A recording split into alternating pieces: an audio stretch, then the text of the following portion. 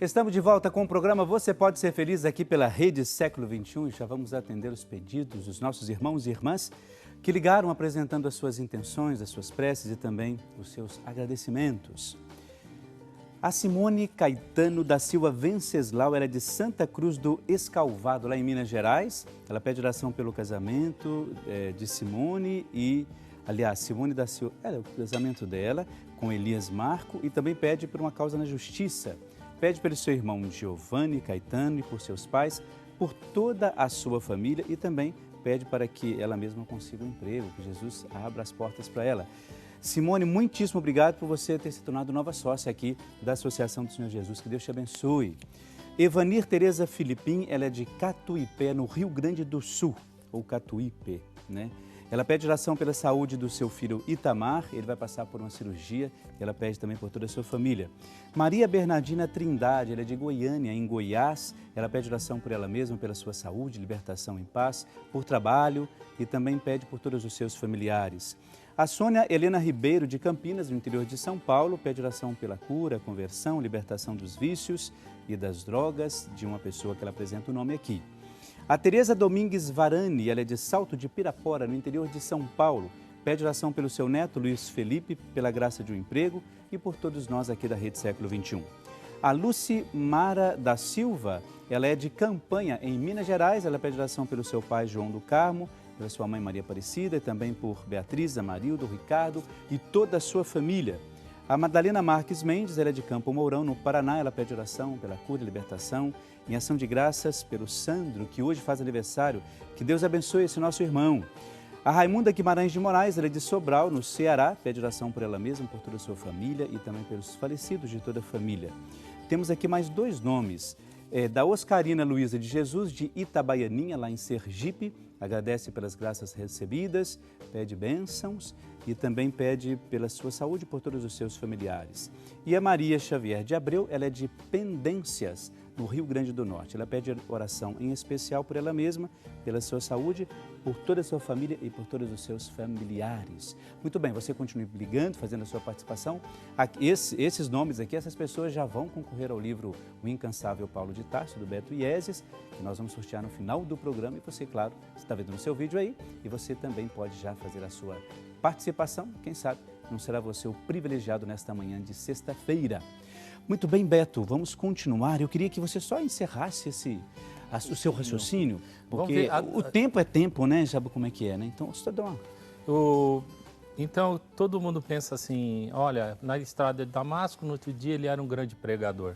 Que nem esses que abrem igreja hoje em dia, entendeu?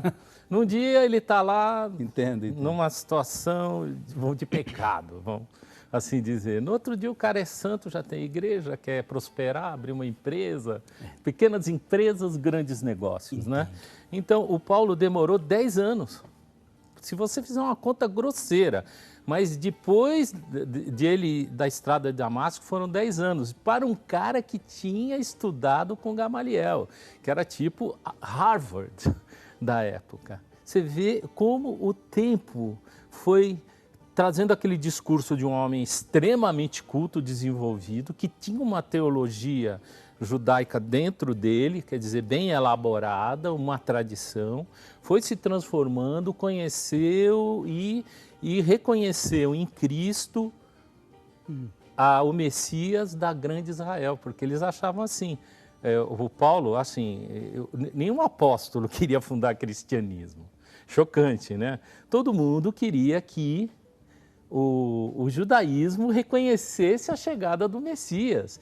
E esse Messias que seria para uns de espada, era no nosso caso um Messias de luz, que ia transformar o judaísmo numa igreja universal, uma igreja no sentido inicial, católica, vamos assim dizer.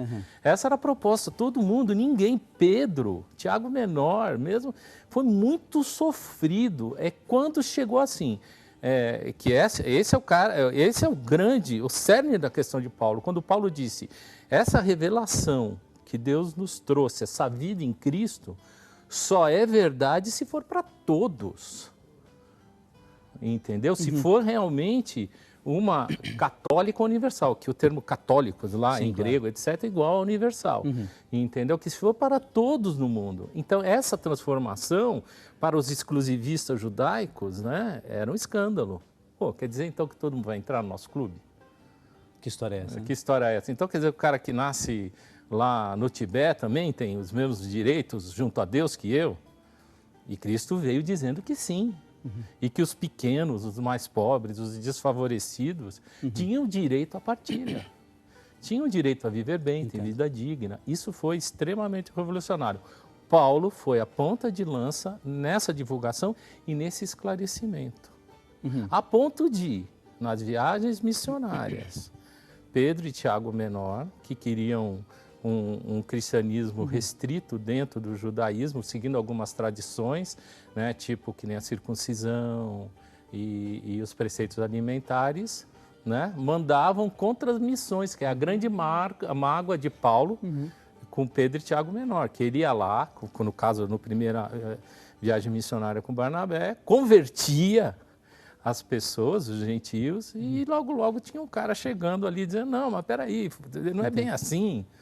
Você tem que circuncisar, você tem que seguir a lei alimentar. E essa era uma questão muito complicada na época, né? Essa questão do judeu, depois entra a questão do pagão, a questão da circuncisão, são coisas que vão entrando e acabam criando um certo problema entre eles mesmos, né?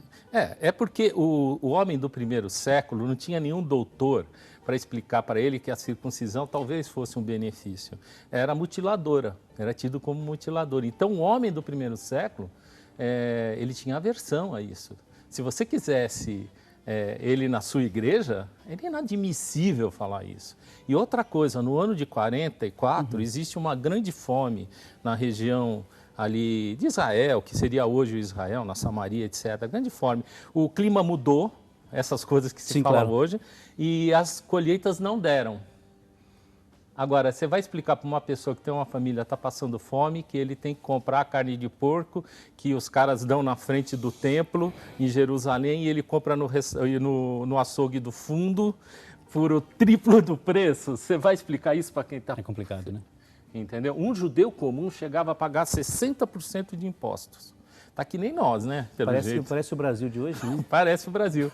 Porque o templo pedia, Roma pedia, os bandidos roubavam, era assim. Então, tinha que acabar. Quando você escreveu o livro, hoje, se você tivesse que fazer, por exemplo, ter um conceito sobre conversão, você teria um conceito? Eu tenho. O que seria conversão para você? Conversão é transformação.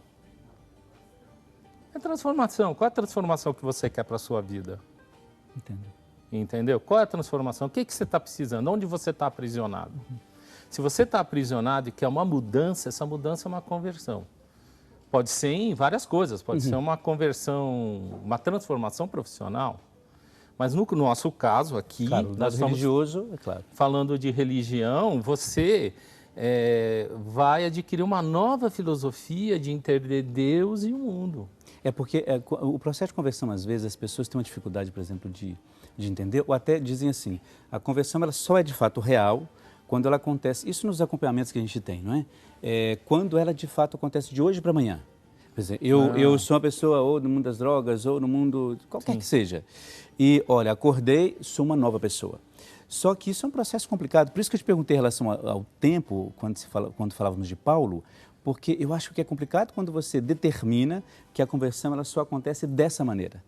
Senão eu acho que você mistura um pouco as coisas, não é? Então, quando você fala, olha, todo o processo de Paulo demorou, eu acho isso fundamental. 10 anos. Claro, então, mas para quem está em casa, por exemplo, não funciona assim as coisas. A gente não pode ficar preso a essas coisas, dizendo assim, olha, eu tenho que fazer isso, senão não sou uma pessoa convertida. Eu preciso fazer isso, senão não sou uma pessoa convertida.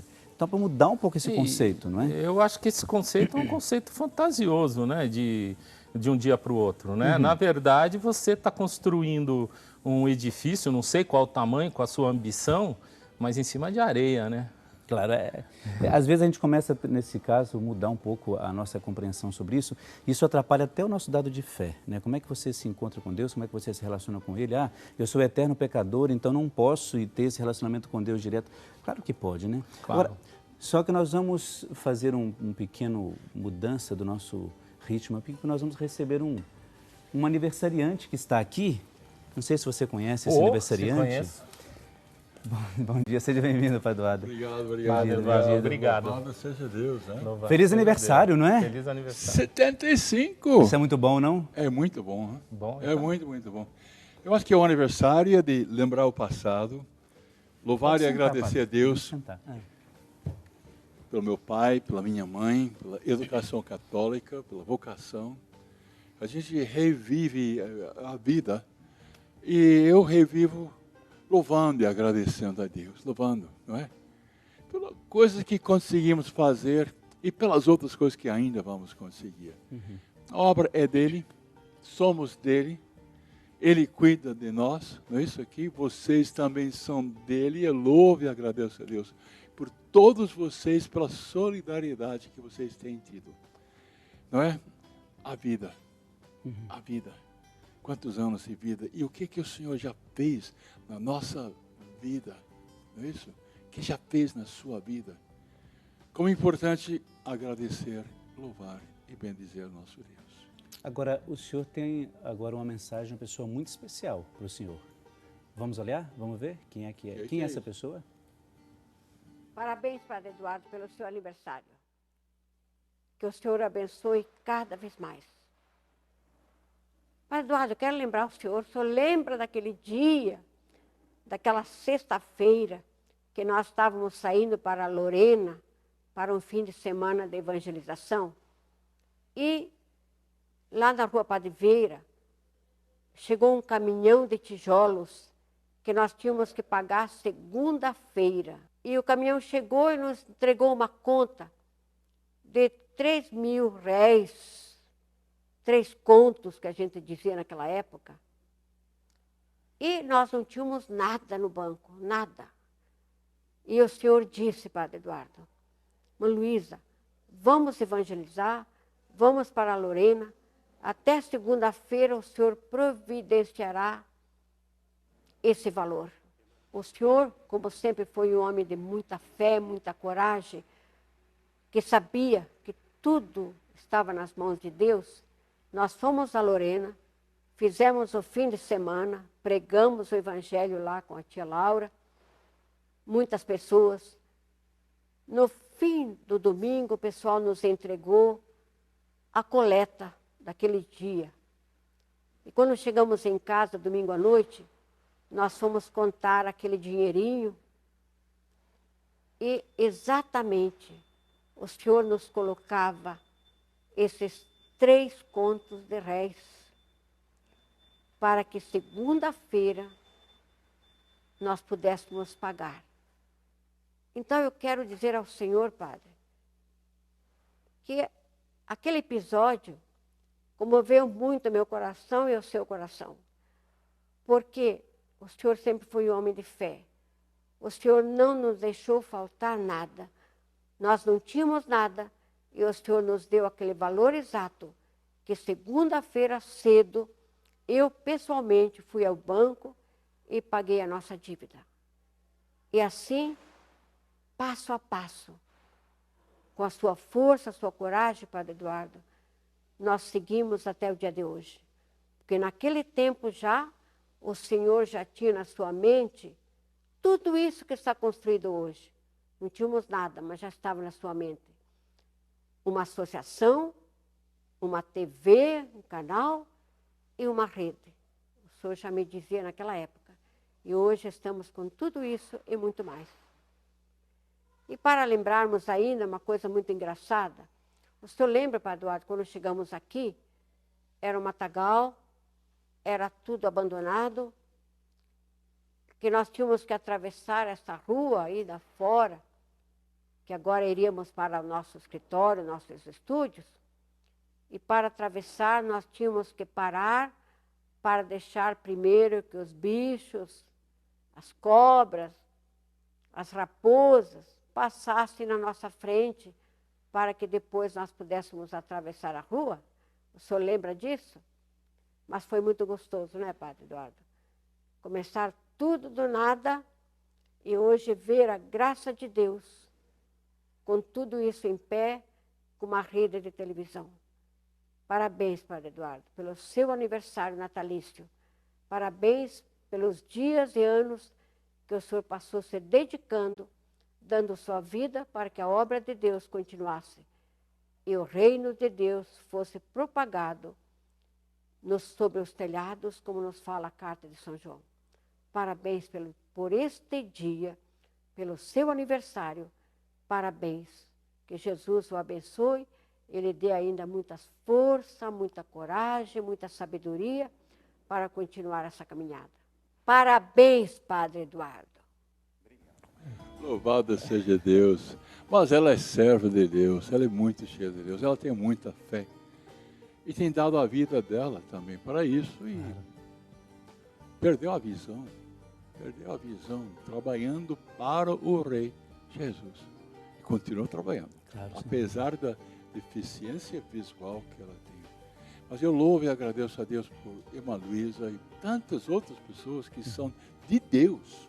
São de Deus, as pessoas de Deus vão contribuir para as coisas de Deus.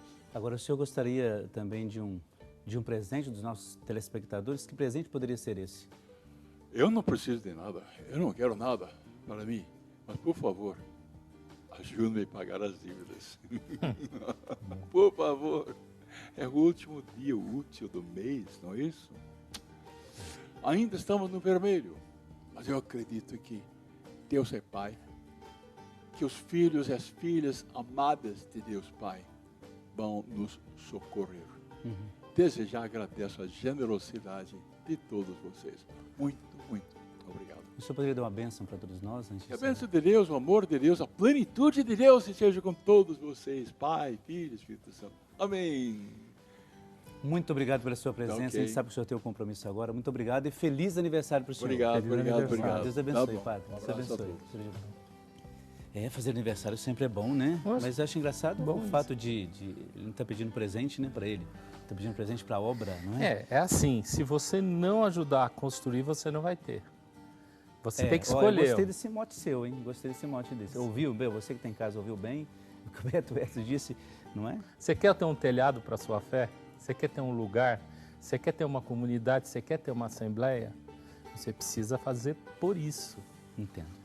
Do jeito que você puder, claro. Claro, não sem é dúvida. tipo 10% do que você tem 20%. É assim, o que você puder, com certeza, na hora que chegar, vai fazer diferença. Exatamente, porque senão às vezes a gente começa aquela ideia, mas eu vou colaborar com quanto? Com R$1, com R$2, com R$3. Isso a gente sabe que a pessoa vai oferecer aquilo que pode, né? Senão, de fato, essa obra não estaria aqui. Mas sabe o que eu fico pensando? Enquanto ele estava falando, como é que você pode vislumbrar um futuro, né? Diante da... Você não sabe, você não tem nada aqui, mas você idealiza, olha, eu vou querer chegar lá. Tem que ser uma pessoa visionária, né? Você não acha Eu acho isso? que é fé, né? Não é? Jesus inspira isso, né? A ação do Espírito Santo te conduz. Você precisa abrir o coração. Paulo mesmo falava que o seu coração já estava cheio de Espírito Santo. Então, às vezes, você precisa pegar a chave certa e abrir. Claro. Sem dúvida. Entendeu? O que um padre como o Padre Air faz? Ele estuda, ele tem fé, etc. Ele adquire um monte de chaves, que nem São Pedro. Claro, bastante. Então ele vai tentando, ele vai observando aquela pessoa e diz assim, puxa, mas aquela chave que eu tenho vai dar certo com essa aqui. Vai lá e... Gostei dessa simbologia que você fez. Então. Da chave, gostei. Parabéns. Então, mas é isso, o padre, na verdade, ele é um condutor, ele é uma luz, né? O túnel está escuro. Que bom. O padre, ele não vai ser o dia claro, porque o dia claro é Jesus.